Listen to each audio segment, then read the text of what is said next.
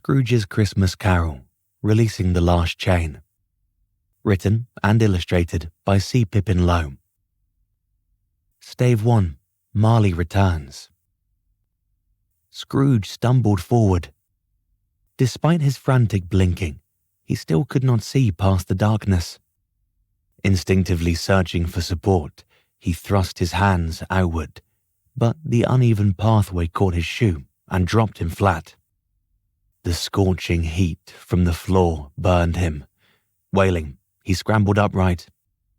With sight denied and touch being dangerous, only smell aided his perceptions. As he inched ahead, the musty stench of sulphur assailed his nostrils. With each breath in, the odor forced tears out. Through the blur of his tears, he detected a faint orange glow beginning to flicker above. With every step forward, the brightness intensified. The cavity, though huge in appearance, seemed absent of walls. Looking up, Scrooge viewed thousands of stalactites, each with a blazing orange tip. The sight created a magnificent spectacle. As he beheld the ceilings wander, Scrooge's forward motion stopped, which ceased the illumination. Standing still within the darkness, every movement he made brought the room back into a dim glow. Each step thereafter brightened the stalactite's flame. The color, first a cool orange, quickly changed to red. With each step, all of the appendages grew in heat until the ceiling flamed blue. The radiance brought a sweat to Scrooge's forehead, and then the entire ceiling erupted into a blinding white inferno. Within seconds, a massive blaze of spikes lit the cavern so brightly Scrooge's vision was washed away. Scrooge stopped moving, yet it was too late to halt the blaze. As his eyes tried to adjust, he began to identify shapes without details. Where a dirt floor should have been, a sea of fused coins coated the surface of the ground. Scrooge looked up when a sudden cracking sound echoed throughout the cavern. Each stalactite seemed to be under attack by its own fieriness. The pulsating appendages moved in and out with such a force they appeared to be breathing. Before he could ponder this, white molten coins began to rain down on Scrooge. Upon contact, they changed from coins into chains. The restraints moved like a constrictor wrapping itself around its prey. Scrooge struggled as the squeeze from the bondage took control.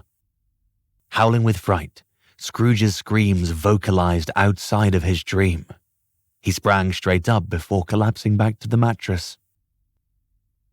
Shivering with anxiety, he moaned under his breath, "Transmography." For a while, the dream lingered, leaving Scrooge with a foreboding dread until, with time, his thoughts turned to memories. Glancing at the clock above the mantel, Scrooge realized it was still Christmas Eve. He thought about his nightmare and its connection to chains shown to him years ago on another eve of Christmas. As he lay in bed, he remembered his encounter with the three spirits. He knew he had changed. For each year, generous and often anonymous gifts found their way from his vault into the pockets of London's needy. The spirits never visited him again. They never needed to. But the ghost, Marley, that was another case. For this would be the year Marley needed Scrooge. It had been years, 11 to be exact, since that pivotal Christmas Eve in 1843, when the three spirits and his old friend Jacob Marley had taken Scrooge on his journey of salvation. And now, the night before another Christmas, he lay alert within his bed, thinking of the past. Scrooge realized he was an old man when the spirits haunted him. Marley may have instigated the saving of his soul, but Scrooge himself understood his life would soon be lost. As he thought about his nearing death, he was at peace and grateful for the life he was given. He regretted nothing, not his years of rejection by a callous father, or his own rejection of the only love in his life, Belle. For most of his life, Scrooge had dwelled within the passion of greed. He was a glutton for the coin and a scoundrel toward the labourer's condition. Yet, through the benevolence of the spectres, Scrooge was lifted above his pettiness and allowed a resurrection of spirit. Throughout the last 11 years, the transformation of Christmas in London had closely followed Scrooge's own metamorphosis. In fact, Scrooge himself was a large part of the holiday's change. The same year of his abduction into the unseen world, the Christmas card brought forth a new tradition. England thrilled over these colourless greetings. With the card, a new industry was sparked for the General Post Office and printers, and, thanks largely to Scrooge, for painters.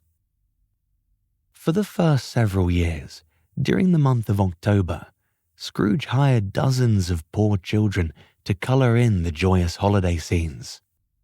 During November, bundles of 6 cards were given to all who entered the counting house. The work itself allowed the children the funds to help their families join a Christmas pudding club so that their entire clan could enjoy the foods of the tradition. Nonetheless, within a few years, the printers discovered a way to colourize the cards, and the children were out of work. However, Scrooge did not abandon his holiday hiring. Though he himself was not musical, the beautiful voices in a well-orchestrated choir often caused the hairs on the back of his neck to rise. He could feel music as an element transcending all languages, faiths, and traditions. Starting from the day of Stir-Up Sunday in late November, Scrooge paid a dozen or more older children to travel the streets of London singing holiday favourites. The carolers were always well fed by an appreciative public. Many were even able to take sweets home to younger siblings. Scrooge had begun many personal holiday traditions for himself and his business. None were as welcomed as his personal Christmas cards. The cherished recipient answered a knock at their door to find a well-tailored young man holding an envelope and asking, "Are you Mr.?" or "Are you Mrs.?" An answer in the affirmative resulted in the envelope being handed over. "Mr. Ebenezer Scrooge sends his respects during this time of holiday spirit." With that, the youth bowed, turned, and walked away. The envelope always contained a card with a picture of one lit candle on it. The printed text in the card always said exactly the words of the carrier. Mr. Ebenezer Scrooge sends his respects during this time of holiday spirit. The unique thing about each card was Scrooge's handwritten note. One card might say, "I have become aware of the illness within your family. Please find your debt to Scrooge and Cratchit forgiven." Another could state, "Your daughter has shown extraordinary skills as a healer. Please use the funds provided for her education in this field of study." Often, people carried Scrooge's card with them as a good luck talisman. Many people folded them so they would fit within a pocket. Scrooge's most cherished tradition is one borrowed by Prince Albert from his country of origin, Germany. In 1848, the prince brought the Christmas tree, and with it, ornaments of apples, popcorn stands, and ribbons to the people of England. Since its appearance, Scrooge has always had a tree at home, and another at work. Dangling from the boughs of the tree in the office were swinging coin-filled envelopes, each hiding a different amount within its fold. As the children of the employees visited their fathers during the holidays, each thrilled in wonder at those envelopes. For they knew on Boxing Day, while their fathers received the traditional money-filled pouch, they would also be allowed to choose an envelope for their keeping. Of the 5 seasons with moneyed ornaments, Scrooge remembered 1851 with the greatest fondness. That Christmas, the tree's jackpot was won by Boz, the youngest son in the Cratchit family. Boz, the unstoppably active boy, won £5, 4 shillings, and a 6pence. The 5-year-old took the money to his favourite brother Tim and said, "Here, Tim, now you can make that leg invention you're always telling me about." With that, he flung the money at his older brother, turned, and darted towards some other holiday adventure. When Scrooge heard Boz instruct Tim to buy his leg apparatus, he decided to take Tim aside and ask him about the invention. Once Scrooge was made aware of the idea, he thought about the plausibility of the concept, deemed it possible, and further funded the creation of the leg straightener. The straightener worked slowly, but over a few years of steady use, Tim became physically able to rid himself of the crutch. With Tim's freedom of movement came Scrooge's liberty from his past. The shadow from the ghost of Christmas yet to come no longer cast its foreboding darkness on him. It had been replaced with a future cast in light.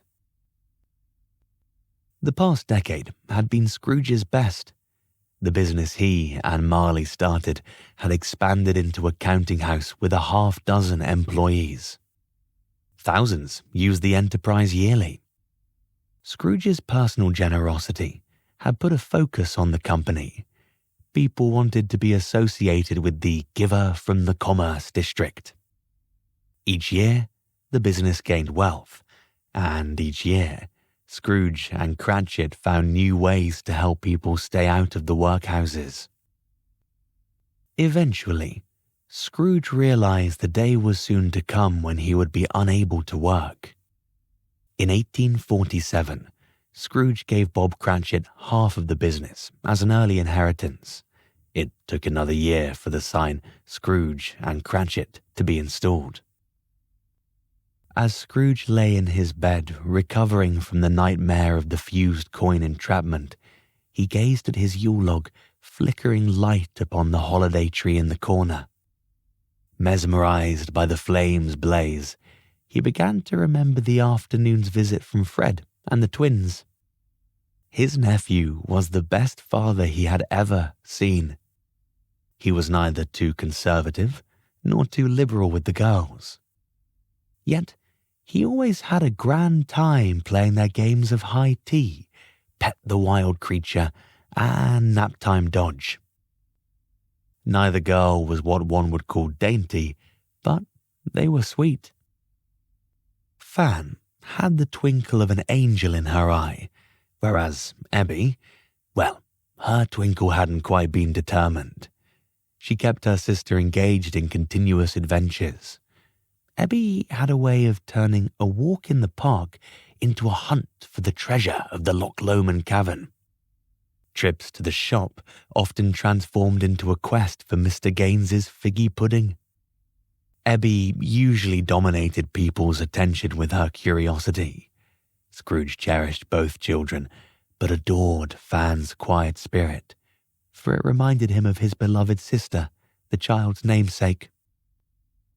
Scrooge smiled as he thought about the twins' earlier antics.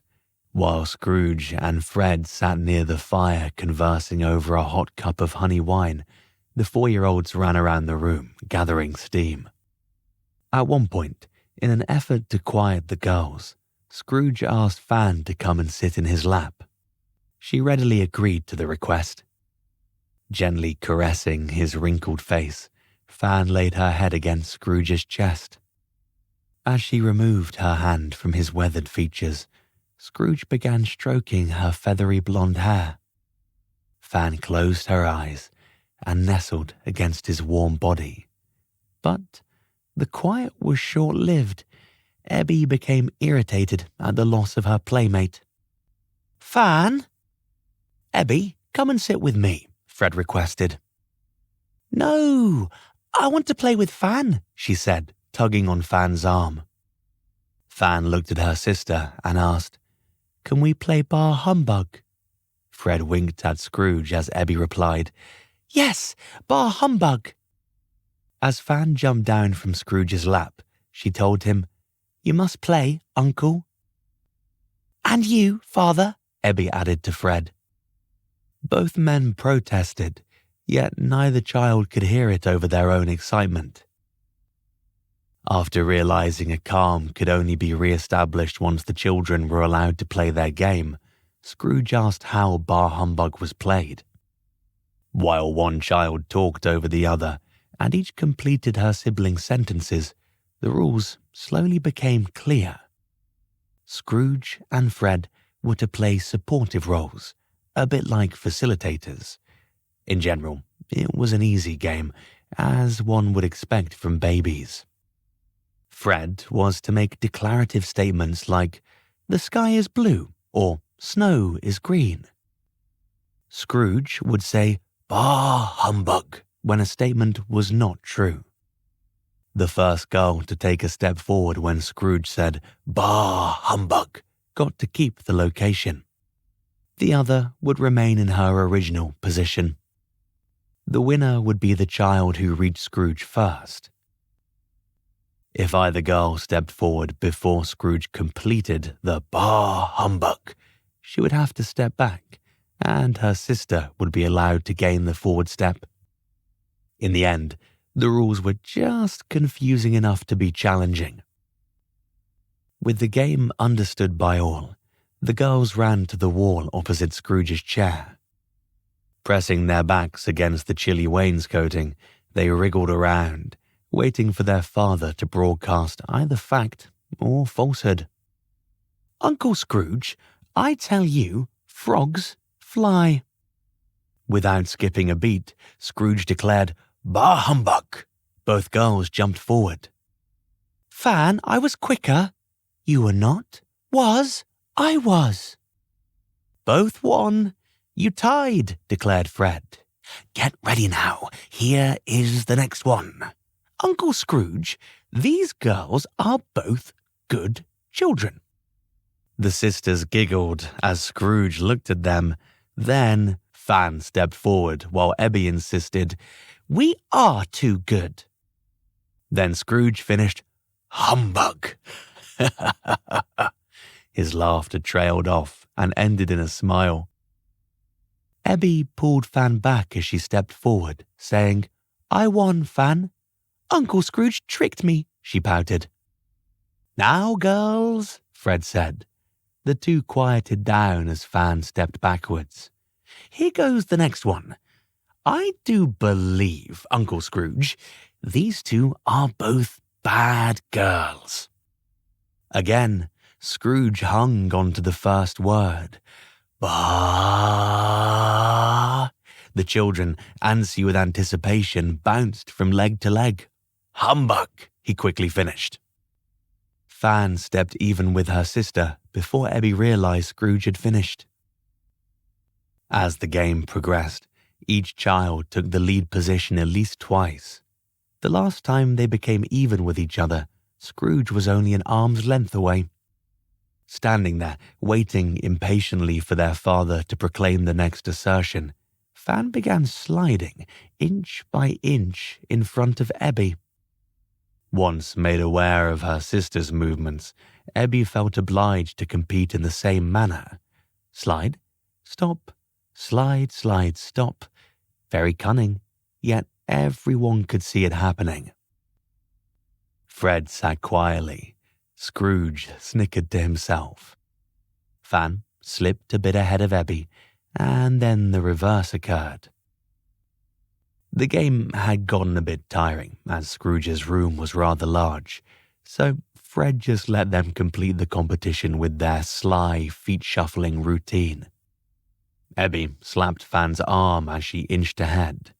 Once Fan gained momentum, she, in turn, butted Ebby with her hip. Within a minute, the two converged at Scrooge's knees. "I won," declared Ebby. "No, you did not," insisted Fan. "You cheated." All right, girls, admonished Fred. But, Father, each said, a little out of sync. You both won, Scrooge laughed as he threw his arms around both girls. The twins giggled as they pulled loose of Scrooge. Can we play again? Asked Ebby. Not today, Fred and Scrooge said in unison. Fred continued, Go play with the toys. Uncle Scrooge and I are going to talk a while longer. The girls were as good as gold. They quietly entertained each other under the big window facing the street. The two men had been conversing about things of a forgettable nature when Scrooge brought up a subject paramount to the future.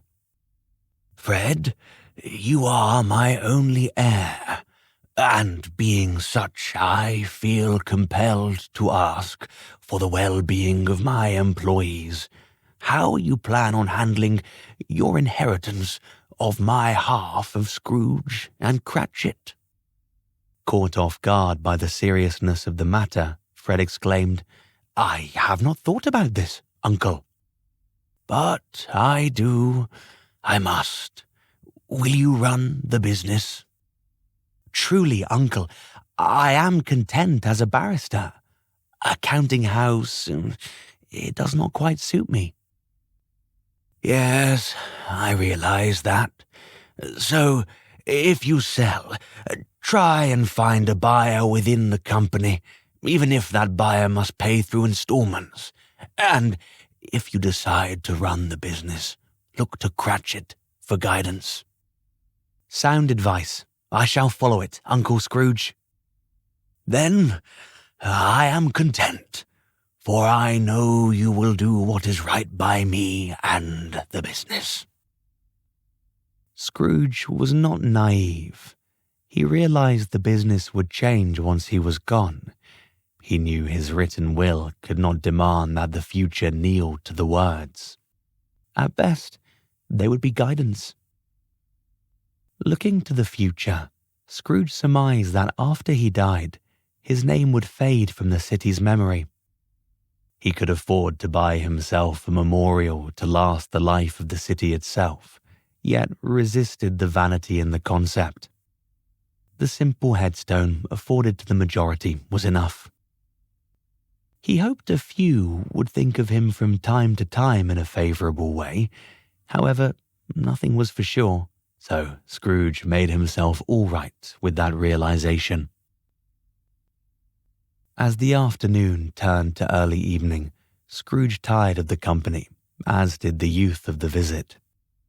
Fred bid his uncle a pleasant good night while informing him a coach would arrive at 1 p.m. the next day to carry him to the traditional Christmas celebration. Scrooge had not missed a Christmas at Fred's since that fated day when the ghost of Christmas yet to come had left him pleading for mercy upon his own grave. Though time had passed, the passion of that desperate period never faded from his memory, and, out of love for that moment of grace granted to him, Scrooge looked forward to Fred's Christmases more than all other days. For they were filled with the customs of the holiday, carolers, hot spiced ale, stockings filled with Father Christmas's gifts to the children, and almost everybody's favourite parlour game, Snapdragon. The game, with its dangerous challenge of snatching raisins from a flaming bowl of brandy, thrilled both audience and contestants alike. The spectators applauded as fingers dripping with blue flame tossed burning fruit into an open mouth.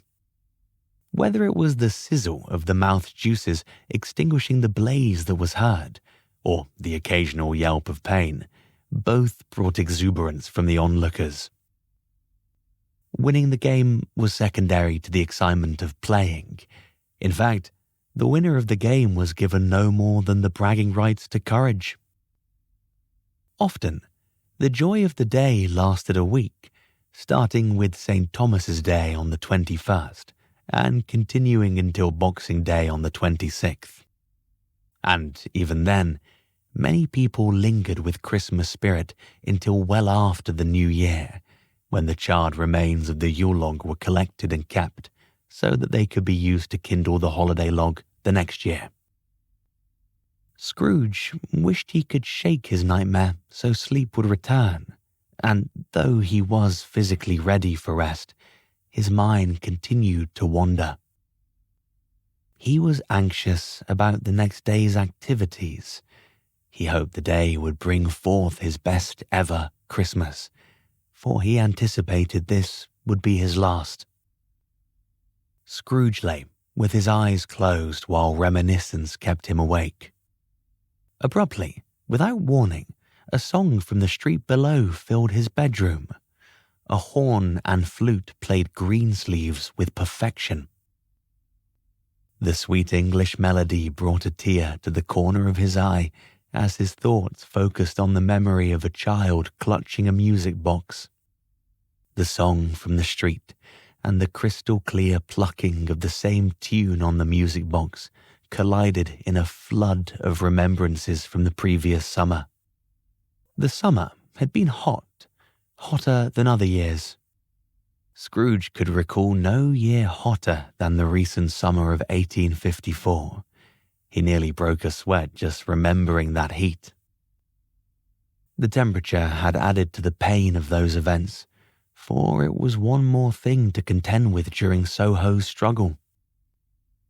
In rapid fire, September's events inundated his mind. He heard a middle-aged woman ask, "Please, Governor, could you help me secure medical assistance?" Then the harsh voice of the man standing on the corner of Oxford and Poland, shouting to those who considered him an annoyance, "It is the criminals of Soho who brought God's vengeance." Then Scrooge's thoughts wandered to the riot on Piccadilly, where dozens were injured as they fled from the collapsed man at their feet, all hoping to avoid his fate. As the flute and horn melody from the street moved beyond his bedroom, Scrooge's thoughts settled on that recent September day in his office, where the men could not stop talking about the hundreds, maybe even thousands, lying dead in the street mere blocks from their counting house. As they talked, young Fingal Wills read aloud a letter from the Daily News. "Those who die have themselves to blame for living amongst the filth where cholera is generated. No pity, I say none, should be shown to those that fall from the epidemic." "Mr. Wills?" "Yes, Mr. Cratchit." "Stop your reading. No more lack of compassion shall be uttered lest it poison our spirits. Please, continue your work without delay." "Yes, sir." However, the conversation continued among those not silenced. "I wonder what does cause such an epidemic?" "Why, everyone knows foul vapours are at the root." "I heard it was an Irish plot to get back at England for contributing to their famine." Fingal raised his head, but only frowned at the comment. "No, it's a royal plot designed to hold the workers down." "That is ridiculous. The royals do not need to plot against the commoner. They can have almost anything by merely pronouncing their desire." "At the chapel this morning, the vicar said fear itself perpetuates the disease." "Just like the clergy to create such a malign cycle of circumstance to which escape would be unattainable." "The church is the keeper of the truth." "Indeed, and always looking for a new hell to promote." "Must I silence you all?" said Scrooge. "Beg your pardon, sir." For a few minutes, the room fell quiet, yet the thoughts in their mind continued. Finally, it was Fingal Wills who voiced a slightly different topic. "I wonder what will ward off the disease." "Don't drink milk." "Don't drink milk? What kind of advice is that?" "This is just what I heard. I did not make it up." "Are you sure?" "I heard opium stops the disease from progressing." "In my experience, opium could stop anything from progressing." "Drinking only beer will keep the disease away." "And you know this how?" "In the epidemic of 49, my uncle was the only member of his family to not get cholera. The only thing different about him was that all he would drink was Beer. Beer. I could do that one. Me too. I'm sure. Before the sentence could be completed, the door flew open, interrupting everybody's thoughts. Prior to anyone asking the young woman how she could be helped, she asked the man closest to the door, "Are you Peter Nider?" "No, Peter is over there," Fingal said, pointing to the man at the desk in the corner. Holding up a letter, the worried woman ran to Peter's desk. "You must come before it's too late." She thrust the letter into his hand while tugging at his shirt. "Wait, stop." Peter removed her hand from his shirt, then pressed a 2p into her palm. "Hurry, there's no time to waste." As Peter opened the letter, all of the men in the office gathered around his desk. "What is it, Peter?" "It's Nancy." "Your sister?" asked Cratchit. "She and Elizabeth are ill. I need to go to her. Is not Humphrey there as well?" "He is, but there's too much sickness for him to manage," said the girl. "Peter, you may need help. Allow me to go with you." "Kindness is truly yours, Mr. Scrooge, but I cannot be responsible for any harm which may come upon you." "Then those here are now my witnesses. Let it be known, I absolve Peter Nider of any circumstance that may injure me. Now, as this young woman has said, there is no time to waste." Still apprehensive, Peter seemed to have no choice but to follow his employer into the street. As the two secured a carriage, Peter said, "Little Windmill Street." "I ain't driving down Death's Lane. You best get a different ride." "No, wait. How far will you take us?" "Oxford and Poland is as far as I'll venture. That will do." Scrooge and Peter entered the cab and soon passed the Royal Exchange, then the Bank of England. On any other workday, these would be the stops for Scrooge, but today they left the commerce area for the infamous Soho district. By the look of the congestion in the streets, one would never know any part of London was suffering countless deaths at that very moment. Movement along Oxford became so slow that those walking overtook the coach, only to be passed minutes later. Throughout the trip, as the carriage constantly shifted between movement and stagnation, the same faces kept passing by the cab's window. The men viewed the unchanging street theatre of two women walking arm in arm, talking as though no others existed. Then there was the child running, only to stop for breath, yet soon thereafter could be seen racing again. However, the most entertaining was the man continually gawking, either in surprise or awe. What he was so enthralled by could never be determined, but the expressions on his face created smiles on both Scrooge and Nider. All the individuals were in their own worlds. Together, they added the only delight the day would see. As the carriage stopped at the corner of Oxford and Poland, Scrooge asked, "Where is Gilbert, Nancy's husband?" "Lieutenant Albright is fighting in Crimea." "So, she and the children are alone?" "Yes, but I help them as much as I can." They stepped from the coach, paid the driver, then began walking south down Poland toward Broad Street. They would be the longest 6 blocks Scrooge would ever walk within the city. Each step brought sights, sounds, and smells foreign to the London lifestyle. Carts carrying the dead passed them in both directions. The cart entering the area had only one body, whereas the one exiting overflowed with the emaciated remains of souls healthy but hours earlier. A low, slow groan of sorrow could be heard throughout the parish, with the periodic emphasis of a wail or scream. Tears were on many faces, as was the worry of uncertain times to come. The epidemic had begun a mere 48 hours ago, the toll on lives and grief already greater than myth could imagine. The closer Scrooge and Peter got to Broad Street, the whiter the street became. Each step lifted a fine powder to the nose, where one could distinctly detect the odour of chloride.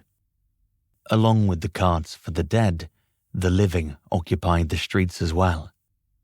At the corner of Poland and Broad Street, a calm, uncharacteristic of such trauma, saturated the emotional atmosphere. People, dozens of them, continued to pursue the needs of their lives, and even though the heat of the day oppressed most with a visible sweat, many covered their nose and mouth with a cloth, willing to trade the swelter for the hope of warding off the epidemic. A line of people gathered at the pump to fill buckets with water. Others walked in various directions, each carrying a suitcase, and within minutes disappeared from the area. Men put shutters on windows to inform the community of the disease having struck those within the house, and surrounding the entire area, the passion of melancholy overwhelmed. Near the pump on Broad Street, Peter took a left on Cambridge and continued south. Scrooge followed. Neither man had spoken a word since entering the area. Words seemed inappropriate, almost sacrilege. As they walked together, an onlooker might wonder if either was with thought, or if perhaps obligation had taken control of their actions. Cambridge is one of those odd little streets that only goes for a block. At the end of the block, though, the street still continues, but the name does not. As one would explain it to a stranger, the street turns into Little Windmill. Yet, there is no transformation whatsoever, just a new name. A few buildings from the corner, Peter turned right and knocked on the door. All was quiet. He knocked again, but there was only silence. With frustration, he pounded on the door a third time, yelling, "Nancy! Humphrey! Come to the door!" "It's no good," Scrooge said, placing his hand on Peter's forearm. Peter tried the handle and found it unlocked. He entered, but before he could inhale even one breath of air, he was gasping for any air at all. The foul air in the room reeked of sizzling vomit and diarrhea. The combination nearly turned the men's stomachs. For a long while, Scrooge and Peter stood in the doorway, acclimating to the building's contamination. Anxious to investigate the silence, yet dreading the expectation of shock, the two continually called for the inhabitants. "Nancy, are you there? Humphrey, Elizabeth, answer if you hear me." But no sound, not even an echo of their own voices was returned. Though neither could completely adjust to the odour, a time came when the revulsion no longer tormented them. Together, the men entered in search of the family. From the door of the first bedroom, Peter could see the empty bed was soiled with the various excrements cholera forces from a person. Peter approached the bed and found the side furthest from the door concealed a mat on the floor. On the mat lay Nancy, with her eyes open a fraction. Not certain as to the life within her, Peter knelt beside Nancy and found her gone. Sitting on the floor, Peter pulled his older sister's upper body into his lap. While stroking her hair, quiet tears began falling from his chin to her cheek. Scrooge went from room to room in search for the others. After looking through most of the house, he opened a door at the back of the building. Within the room were two small beds. One contained the same dirtiness as had Nancy's bed. In the other, two children lay within each other's arms. Using a gentle touch, Scrooge made himself aware of their conditions. When moved, Humphrey opened his eyes. However, Elizabeth took no notice of Scrooge's hand upon her forehead. Humphrey said, "We are so ill, sir. Can you help us?" "Yes, I am with your Uncle Peter." "Uncle, I heard him in my dream. He called to me, but I was trapped in an oven. Then he left." Looking up at Scrooge, Humphrey added, "You are not my uncle." "He is with your mother." "Can you help me? I am so thirsty. Do you have a drink?" "No, but I will fetch some water." "Not water." Humphrey licked his lips as his eyes closed. Scrooge, numb to the idea of what should be done first, stood as still as a statue, unsure of his next action. Should he attend to the children, fetch water, or alert the authorities of Nancy's passing? All seemed urgent. He finally gave up deciding and just left the children to go get Peter. Rocking on the floor with his sister in his arms, Peter gave no attention to Scrooge as he moved to a position directly behind him. "Peter, Elizabeth and Humphrey need our help." Peter set free an anguished cry. Startled by the outburst, Scrooge placed his hand on Peter's shoulder to comfort his grieving friend. In a quiet, reassuring voice, Scrooge said, "Come around. The young ones need you. Think of what your sister would want." Scrooge's words, like a slap to the face, caused Peter to carefully lay Nancy on the floor. As he kissed her forehead, he rose to his feet and said, "We must remove the children from this contamination. They seem too ill for movement." Yes, I imagine they are." Together, they entered the children's room. Neither child stirred. Scrooge said, "Does Nancy have clean bedding?" "I know of extra blankets." "Fetch them while I remove these soiled linens." Taking care not to touch any of the excrement, Scrooge removed the bedding from the spare bunk. Within moments, a fresh blanket was draped over the bed. Looking upon the youths, dreading the next step, both men glanced at each other as Scrooge said, "They need to be cleansed before we move them to fresh blankets." "I have never had such a chore." "Nor I," Peter said. "It is the right thing to do." With water from a bucket in the kitchen, the two cleansed the worst from Elizabeth's body. Because no change of clothing could be found for the child, they dressed her in one of her mother's garments. She never stirred, at least not until she realized she was being separated from Humphrey. As Peter lifted her limp body, her eyes popped open and she screamed with fright. "No, free!" Over and over she yelled, "Free! I want free!" It was alarming to have such a tremendous voice bellow from the frail creature. Peter placed her on the fresh blanket, all the while making an effort to calm her. "Elizabeth, Humphrey is still here," but she would have nothing to do with the change. As soon as she was set down, Elizabeth labored to raise herself with the yearning to return to her brother. Scrooge looked around for anything that might appease her.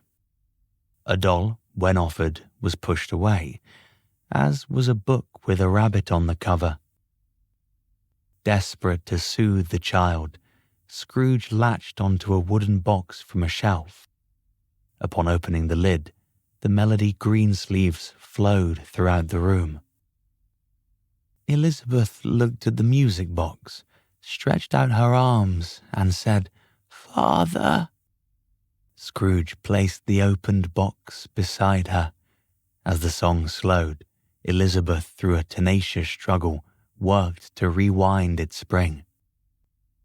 While she pivoted between relaxing into the music and then grappling with the turnkey, the men attended to Humphrey. Humphrey was able to assist in his own cleansing. With Scrooge's help, the boy rose from the bed, stood against the elderly man, and watched as Peter replaced the bedspread. As soon as Humphrey settled upon his bed, Elizabeth vomited on hers. Little was released, yet the men felt compelled to change both the gown and bed covering again. Realizing these ejections could come to require all their time, the men decided to place easily removable cloths under both the children's privates and across their chests. The ordeal of the day started to wear on Scrooge. He'd held up well, but he needed a rest. He sat in a chair between the children's beds.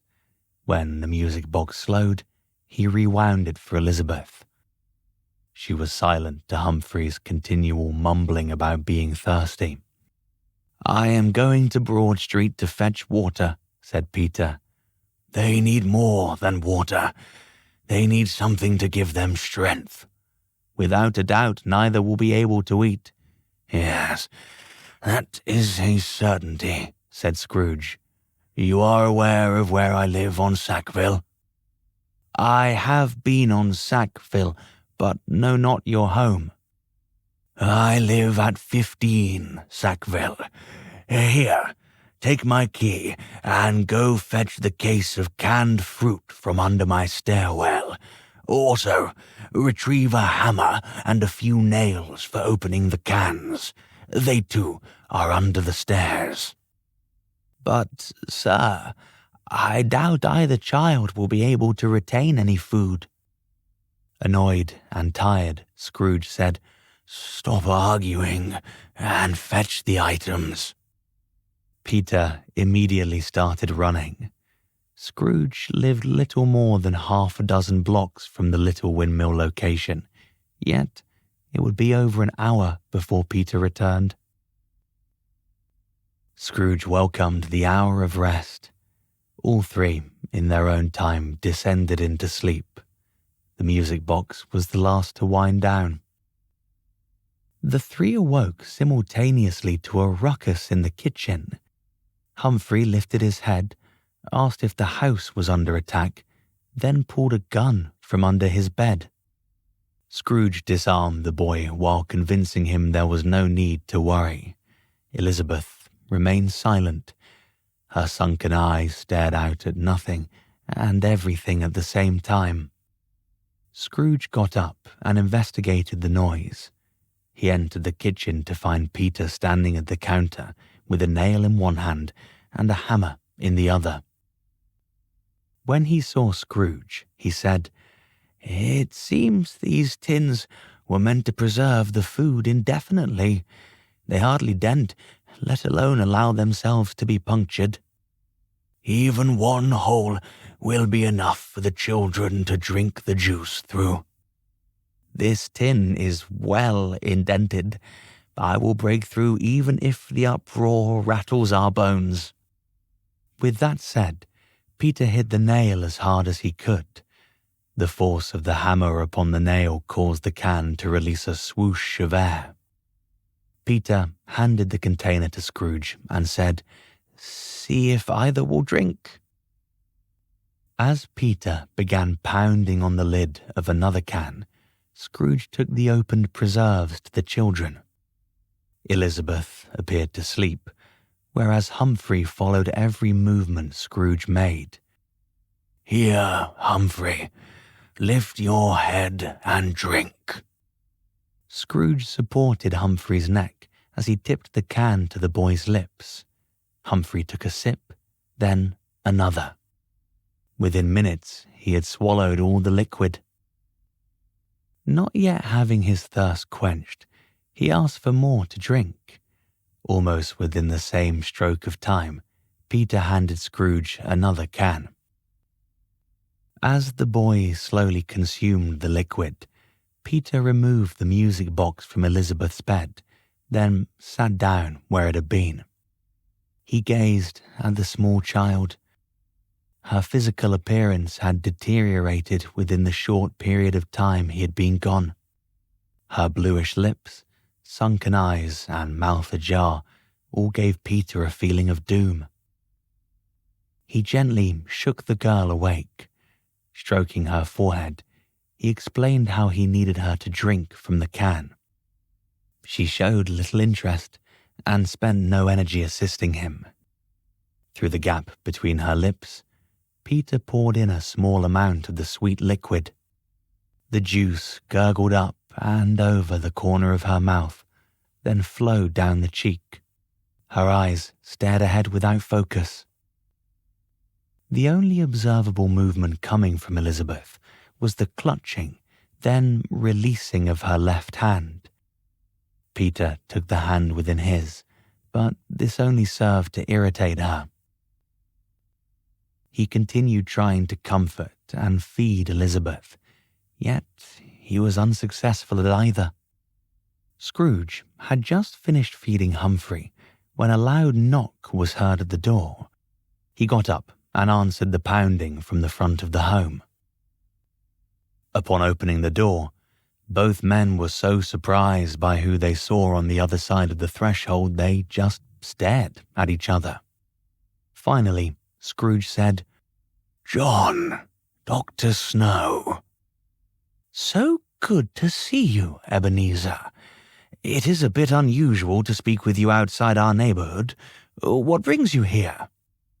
"I assume the same thing that brings you, cholera."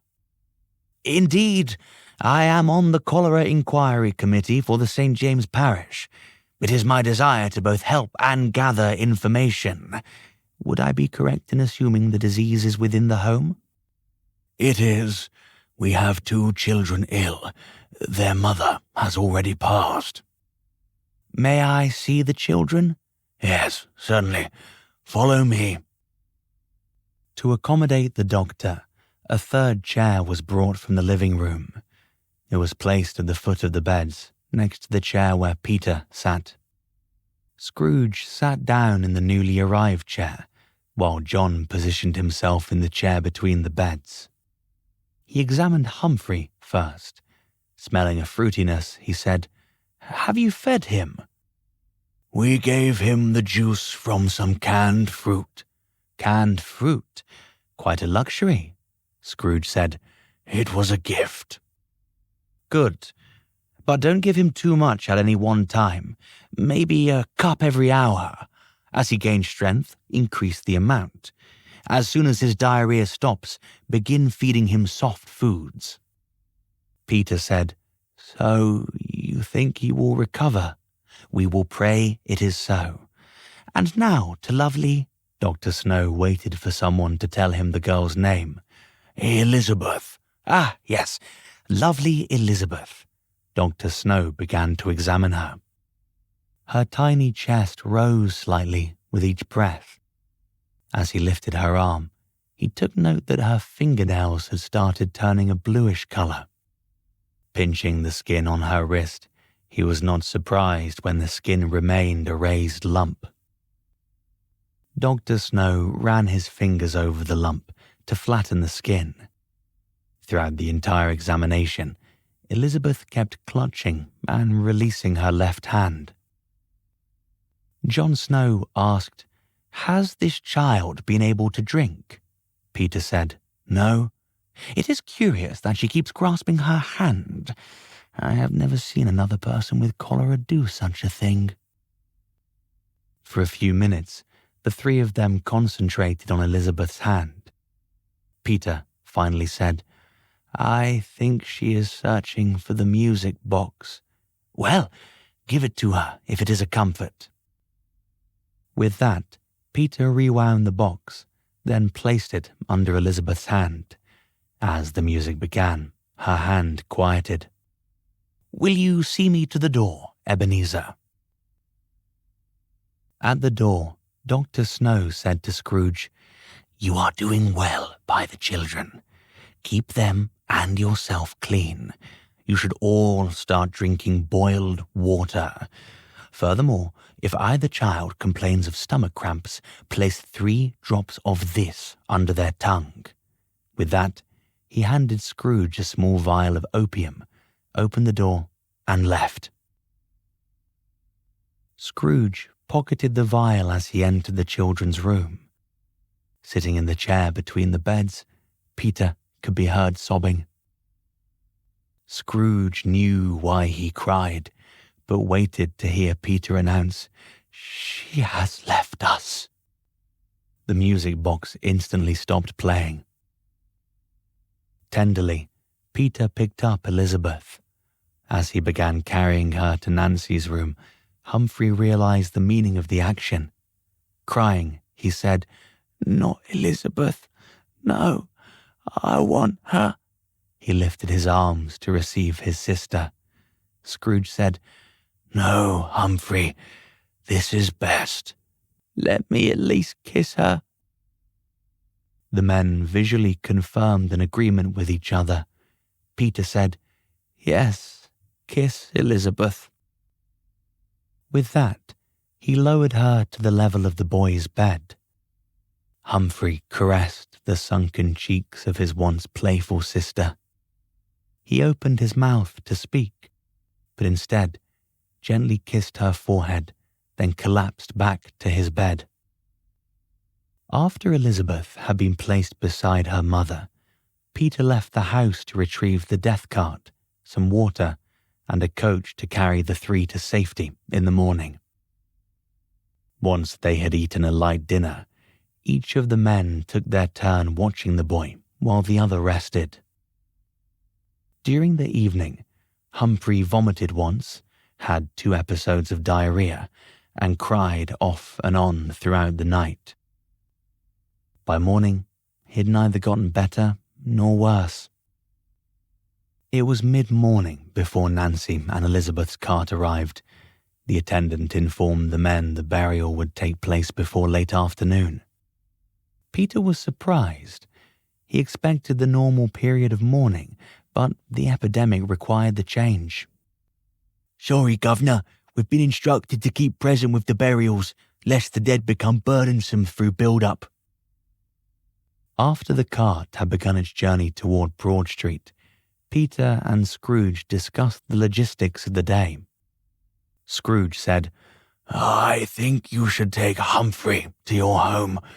I will attend the burials." Peter, wanting to be part of both events, thought out all the possibilities before agreeing to the idea. Once the coach arrived, Scrooge helped Peter make it appear as though Humphrey had a broken leg.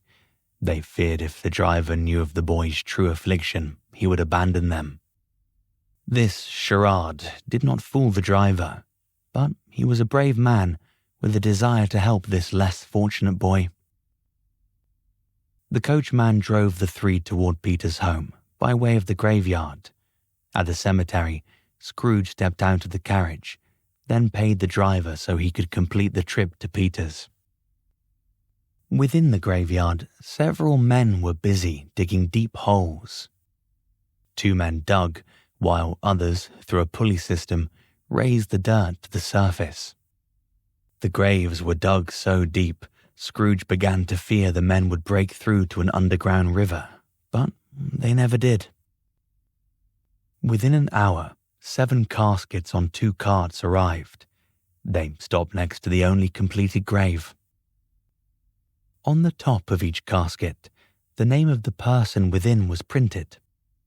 The 2 Albright caskets were the smallest, with Elizabeth's being little more than half the size of the largest. The attendants, being numb to the emotions of the day, began lowering caskets into the hole. The first was the largest, a man named Ned Shepherd, then a second and third. Each sat directly on top of the last. Scrooge watched in bewilderment at the stacking of multiple caskets within the single hole. The moment he realized all 7 caskets were to be piled within the same grave, he requested Elizabeth be placed directly on top of her mother. And even though the stacking by size would have dictated this to happen anyway, the attendants willingly confirmed they would do as he asked. No fanfare, and only the ceremony of a vicar blessing each casket accompanied the thump of wood on wood. As Nancy's casket was lowered, a tear came to the corner of Scrooge's eye. He fought the tear, but Then Elizabeth was lowered upon her mother. The held-back tear dropped, followed by others. Scrooge willingly allowed the tears to flow. As he remembered the girl, he felt a sadness for the tragedy of the situation in general. Through the blur of tears, Scrooge watched her head, then shoulders, rise from the center of the grave. He wiped the moisture from his eyes to clarify his vision. The head and shoulders not only remained, but continued to rise further from the grave. His vision was that of aged eyes lacking the ability of detail. Stepping forward, he realized the rising person had their gaze upon him. Suddenly, Scrooge identified the person as the ghost, Marley, his friend, his benefactor, the mentor of his cleansed spirit. Jacob Marley stared at him, then breathed the words, "Help me." The remembrance of Marley's request shocked the now half-sleeping Scrooge to full alertness. As his eyes burst open, he left the tragic memories of the burial ground behind. Lying still within the comfort of his bed, he said, 18 years. Until that moment, he had forgotten that the day was not only the beginning of society's most beloved holiday, but also the anniversary of his friend's death. Scrooge had not thought about Marley once during the day. He was saddened for not having remembered the 18th year of Marley's passing. He said to himself, "Who will grieve for you when I am gone?" "None need grieve for me, then or now." "Who said that?" Scrooge turned his head toward the sound. With minimal light from the fireplace, he could see the outline of a man standing a dozen feet from his bed. Scrooge swung his legs over the side of the bed. "Jacob, is that you?" "It is." "You look different. Your chains, where have they gone?" "Every wrong we gathered together was released from me when you corrected it." "What I did affected you?" "Everything done ripples an effect. No one acts in isolation." "But how can the living affect the dead?" "We in the afterworld exist, and all within existence experience movement. Movement is change." "I understand. Yet how does the living change the dead?" "Any action or thought directed toward us can change us. Our progress is less tied to the elements. Therefore, spirits can easily be moved through thought." "So, by simply thinking of the departed, they somehow become altered?" "Only if it is the desire of the spectre to feel the thought." "So, your chains are now gone. Why haven't you ascended to heaven?" "I still have one chain, which I forged before I met you." "I don't see it." Opening his shirt, Marley said, "Look deeply." As Scrooge concentrated on Marley's bared chest, the skin became transparent. He could see the heart at its center, and piercing the organ was one gigantic chain link, the weight of which must have been a constant burden. "It is this that ties you to your purgatory?" "It does." "How can you remove such misery?" "Through your help, if you should choose to assist me." "I will always lend myself to you, Jacob." "It is not without its dangers for you, Ebenezer." "I would walk into death for you." "The danger is that real, yet, if successful, so will be the reward." "I am an old man with little to fear and less to forfeit. So, tell me, Jacob, how I can help." Follow me. Stay close at all times, and my energy will become yours." With that, Marley floated through the wall. Scrooge stood and watched. After a long moment, Marley's head passed back through the wall. "Follow me, Ebenezer." Closing his eyes, Scrooge followed Marley through the wall.